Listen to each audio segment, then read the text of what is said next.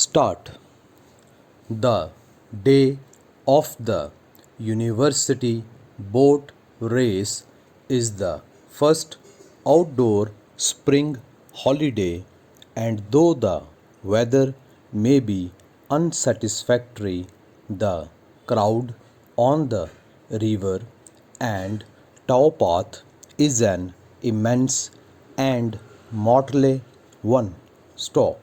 Here we have the parliamentary hand, the insurance broker, the compiler of prospectuses and amalgamation schemes, the arbitrator engaged in arbitration cases, members of the legislature who have turned their backs on legislative matters for a short time, the administrator and the administratrix.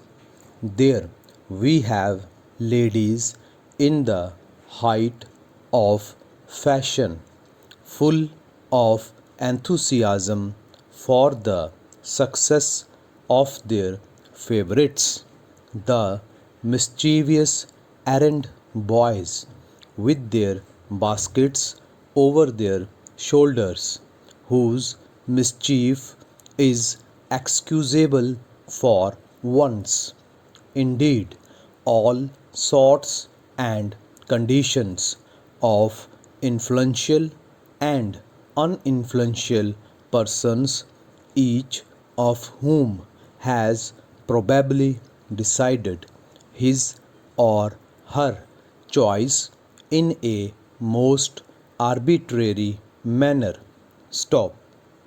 The newspaper reporter is there with his pencil and book, jotting down any matters of moment in the characters which delight the hearts of all Pitmanites.